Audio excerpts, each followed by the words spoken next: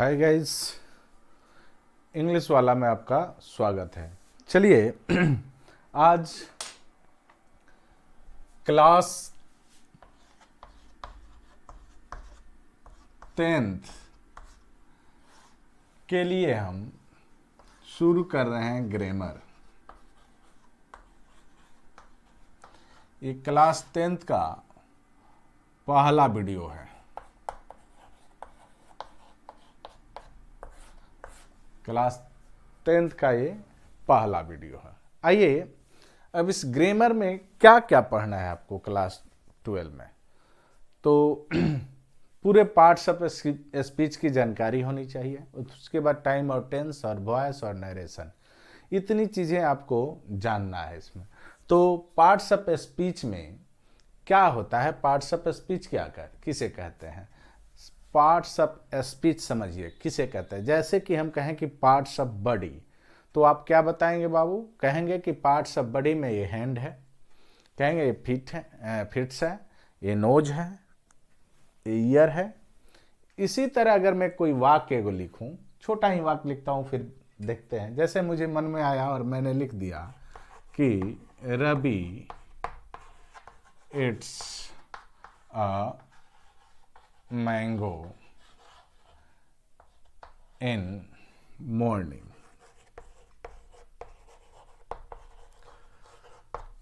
रवि सुबह में आम खाता है। एक चीज हमने लिखा, एक पूरा ये चैप्टर हमने लिख दिया। अब ये देखिए, ये हिस्सा है, एक हिस्सा ये है, एक ये है, ये भी है, ये है, ये है और ये है। इतना ही जय शब्द दिख रहा है, सब हिस्सा है। जैसे जितना भी चीज शरीर में दिख रहा है वो हिस्सा है, उसी तरह सेम ये भी हिस्सा है। अब इसका अलग अलग नाम है। जिस तरह से कि शरीर में आपने इसको हैंड बोला, उसी तरह इसका नाम है। अब इसी नाम को जानना है, यानी ये जो है वो नाउन होता है और ये जो है वो वर्ब है और ये जो है वो आर्टिकल है और ये वाला जो पार्ट है ये फिर नाउन है। ये वाला जो पार्ट देख रहे हैं वो एक प्रेपोजिशन है और ये वाला जो फिर पार्ट देख रहे हैं इन द मॉर्निंग, ये भी एक नाउन ही है, नाउन के तरह ही ये आया है। ठीक है, अब समझ लिए। तो ये सारे पार्ट्स ऑफ स्पीच हो गए। तो वैसे कितने हैं जो पार्ट्स ऑफ स्पीच हो सकते हैं? तो वैसे होते हैं कितने? ये 8 होते हैं। और एक चीज जो आर्टिकल देख रहे हैं यहाँ, जो आर्टिकल आपको दिखाई दे रहा है बोर्ड पर, ये भी उसी के हिस्सा हैं, लेकिन इसको पार्ट्स ऑफ स्पीच में नहीं बताया जाता है, अलग लोग इसको पढ़ाते हैं। लेकिन मॉडर्न ग्रामर ऐसा नहीं कह रहा है। मॉडर्न ग्रामर अब इसको इसी में ले लिया और इसको बताता है कि अभी 8 नहीं 9 प्रकार के हैं। लेकिन हम लोग चूंकि ट्रेडिशनल ग्रामर की बात करेंगे, क्योंकि ट्रेडिशनल ग्रामर के अनुसार ही हमें पढ़ना है, तो कहेंगे kinds of parts of speech.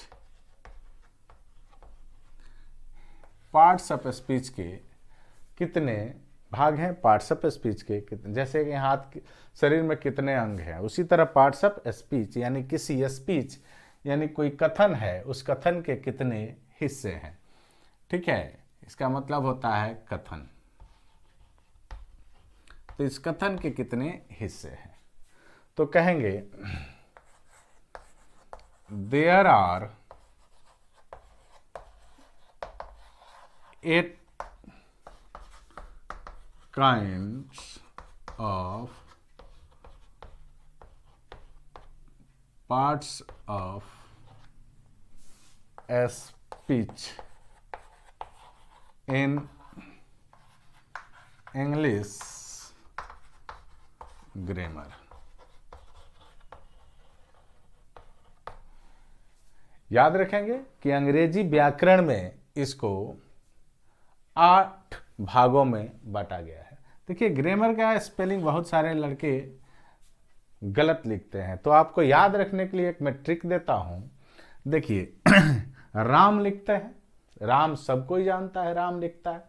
तो आर एक बार, तो उसमें क्या करना है कि एक बार जी लिख देना है, और जी लिखकर एक बार राम सीधा लिखना है, और एक बार राम इसी को पलट देना है। पलटेंगे तो फिर एम आ जाएगा, और फिर ए आ जाएगा, और फिर आ जाएगा। ये होता है ग्रामर का स्पेलिंग। आप जीवन भर नहीं भूलिएगा, इस ट्रिक को याद रखिए, आप जीवन भर नहीं भूलेंगे। तो ग्रामर का स्पेलिंग कैसे याद रहेगा, इस ट्रिक के माध्यम से आपको मैंने बताया। चलिए अब बात फिर करते हैं पुनः कि अंग्रेजी व्याकरण में ये जो पार्ट्स ऑफ स्पीच होते हैं वो 8 प्रकार के होते हैं। तो कौन कौन होते हैं? पहला जो होता है वो होता है नाउन, ठीक है। दूसरा जो होता है वो होता है प्रोनाउन। तीसरा जो होता है एडजेक्टिव, और चौथा जो होता है वर्ब, ठीक है। उसी तरह पांचवा जो होता है noun, pronoun, adjective, verb, adverb. Adverb, VERB, noun, pronoun, adjective, verb, adverb. Preposition, preposition. सातवां हो जाता है कंजक्शन, और आठवां जो हो जाता है वो होता है इंटरजेक्शन।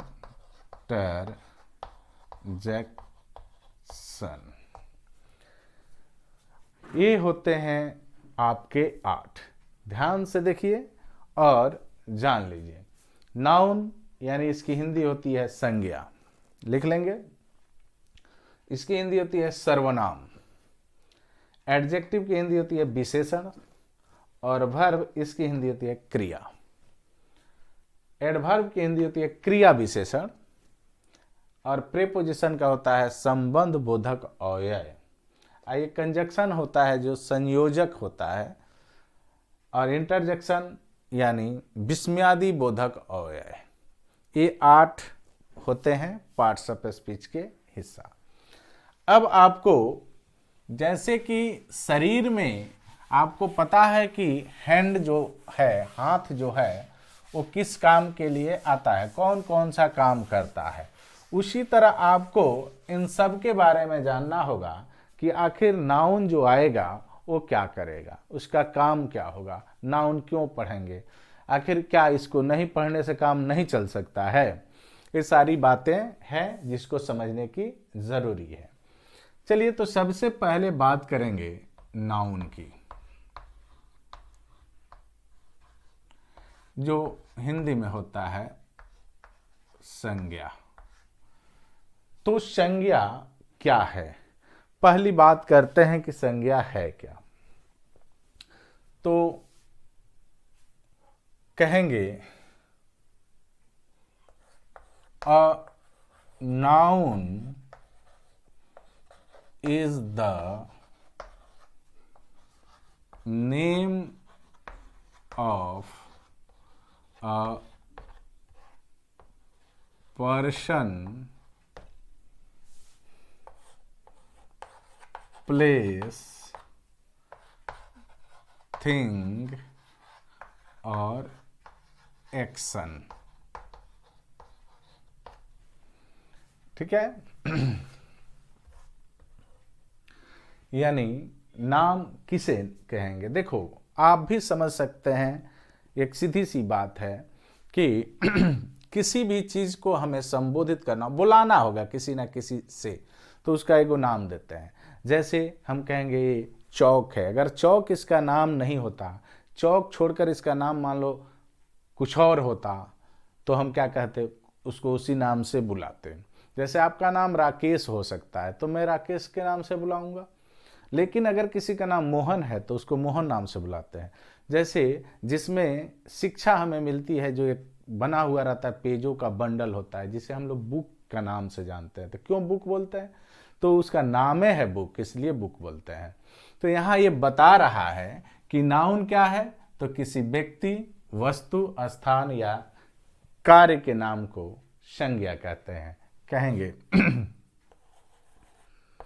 किसी व्यक्ति, वस्तु, स्थान या कार्य, क्रियाकलाप जिसे कहते हैं, जैसे चलना, दौड़ना, हंसना, आप समझ नहीं सकते हैं लेकिन ये सब नाउन है। दिखाएंगे, हम सिखाएंगे कि क्यों नाउन। आपको लग रहा होगा कि ये वर्ब है, घबराइए नहीं, बस साथ बने रहिए और वीडियो को पूरी तरह से देखिए।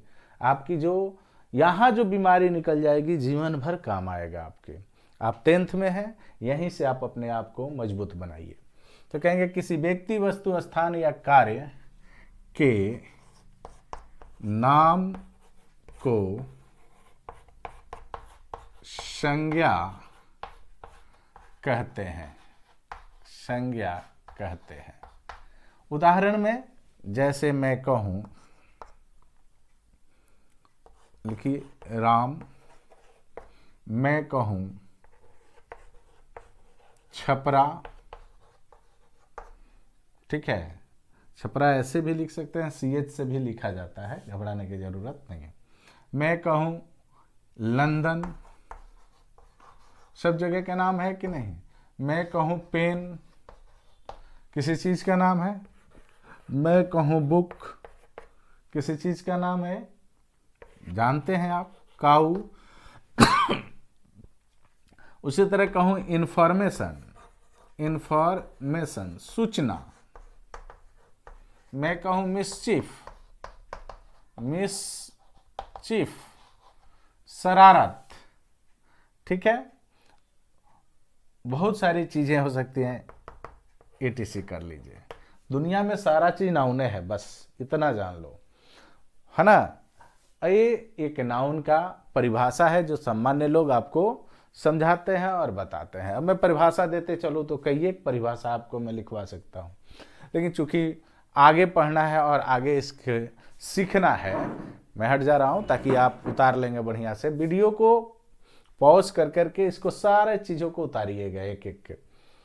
तो नाउन किसे कहते हैं हमने आपको अभी समझाया।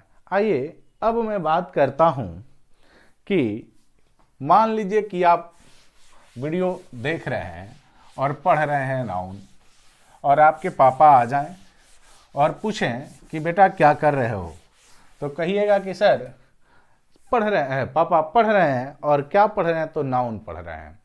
तो पापा का अगर सवाल ऐसा आ जाता है कि बेटा नाउन पढ़ के क्या करोगे, क्या ज़रूरी है नाउन पढ़ने का। देखो YouTube पर इस तरह की वीडियो आपको नहीं मिलेगा, दावे के साथ कहता हूं कि नहीं मिलेगा। कोई नहीं बताएगा आखिर ये क्यों पढ़ते हैं, नाउन क्यों पढ़ते हैं। नाउन सब कोई पढ़ा देगा, पढ़ाने के लिए पढ़ा देगा, लेकिन नाउन क्यों पढ़ते हैं बहुत कम। YouTube पर तो आपको नहीं मिलेगा। फिर भी मैं कोशिश कर रहा हूं कि आपको मैं हर एक चीज़ दूं जिससे आपके ज्ञान बढ़े। तो नाउन क्यों पढ़ते हैं सवाल पैदा आता है, वाई वी स्टडी नाउन, यानी नाउन क्यों पढ़ते हैं। सीधी सी जवाब देना बाबू। अगर कोई पूछे कि नाउन क्यों पढ़ते हैं, हिंदी में लिखते हैं क्यों पढ़ते हैं, यानी नाउन हमें पढ़ने की क्या जरूरत है। तो जवाब आपका बहुत ही आसान होना चाहिए, और जवाब होना चाहिए कि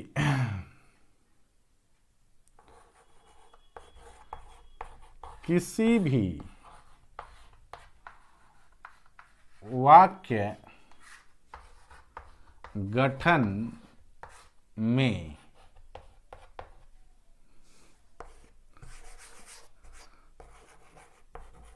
कम से कम एक कर्ता, जिसको अंग्रेजी में कहते हैं सब्जेक्ट, का होना अनिवार्य होता है। क्या पढ़े हमने क्या लिखा कि किसी भी वाक्य गठन में कोई भी वाक्य गठन करेंगे, यानी कोई भी वाक्य को आप बनाइएगा, उसमें कम से कम एक सब्जेक्ट का होना अनिवार्य है। तो खाली सब्जेक्ट का होना अनिवार्य है तो नाउन क्यों पढ़ रहे हैं भाई, बात तो फिर वही आ रही है। तो समझिए, फिर कहेंगे, क्या कहेंगे कि किसी भी वाक्य गठन में कम से कम एक कर्ता यानी एक सब्जेक्ट का होना अनिवार्य होता है। अब कहेंगे चूंकि किसी वाक्य का कर्ता या तो नाउन होता है या प्रोनाउन। अब समझ गए? अब आपको बताना नहीं पड़ेगा।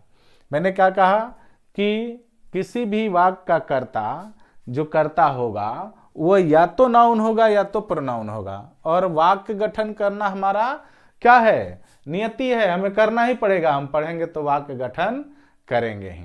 तो यह होता है जब हम वाक्य गठन करते हैं तो एक नाउन की आवश्यकता पड़ती है, इसलिए हमें नाउन के बारे में जानने की जरूरत होती है।